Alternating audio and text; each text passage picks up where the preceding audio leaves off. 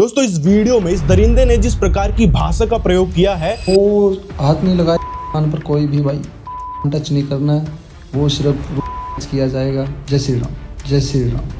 अगर मर्यादा पुरुषोत्तम के भक्त ऐसे हैं तो सोचो मर्यादा पुरुषोत्तम कैसे होंगे जिनको ये अपना आराध्य मानता है। का देश है ये।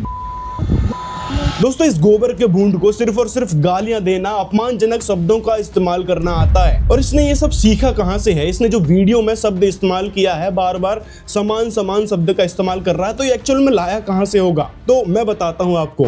जय श्री राम। हाँ, इन्हीं के प्रकरण को बार बार पढ़ा है और इसी से इसने सीख ली है। वो कैसी सीख थी कि जैसे इसमें देखिए वाल्मीकि रामायण अरण्य कांड और सर्ग 63 में कैसे शब्दों का इस्तेमाल किया गया है श्री रामचंद्र जी के द्वारा कि मेरी प्रिय के, वो दोनों आगे आप पढ़ सकते हैं।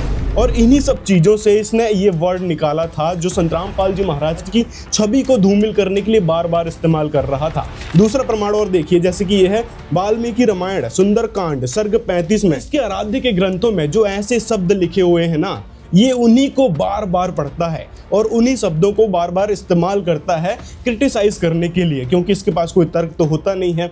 और मेरे को लगता है कि ये सब चीज़ें इसकी फेवरेट है, जो जय श्री राम ये करता है ना। जय श्री राम। श्री रामचंद्र जी की भक्ति को अपनाने के लिए इस प्रकरण को ही इसने आधार बनाया होगा, तभी तो क्रिटिसाइज करने के लिए ऐसे ऐसे वर्ड याद आते हैं। नहीं तो यदि किसी को क्रिटिसाइज करना होता है तो जो सभ्य इंसान होता है वो क्रिटिकल थिंकिंग लाता है, वो वैल्यूएबल बात करता है, वो फैक्चुअल बात करता है। लेकिन इस नफरती गोबर के भूंड को सिर्फ और सिर्फ गंदे शब्दों का इस्तेमाल करना आता है, गाली गलौज करना आता है। तो बेशक ऐसे प्रकरण को बार बार पढ़ने की आदत बना दी है तुम्हारे उस बेहुदे गुरु रजनीश ने, तो तुम जैसे दरिंदों से बच्चे तो डरेंगे ही। डरना नहीं है बेटा, डरना नहीं है। ये तो छोड़ो, एक परम पूज्य परम संत के ऊपर ऐसे शब्दों का इस्तेमाल कर रहा है जिनके दर्शन करने मात्र से, जिनके प्रवचन सुनने मात्र से एक गजब की शांति मिलती है, जिसके बारे में तुम लोग उस बेहुदे पॉडकास्ट, उस गाली गलौज वाले पॉडकास्ट में डिस्कस भी कर रहे थे। तो सोल्यूशन क्या बता रहा है मुझे? मेरे को ये बता, मेरे को इससे मतलब नहीं है कैसे हो रहा है, मेरे को शांति चाहिए। तो अन्य पाखंडी गुरुओं की तुलना संत रामपाल जी महाराज से मत करो। पहले संत रामपाल जी महाराज के ज्ञान पर रिसर्च करो कि आखिर वो क्या ज्ञान देते हैं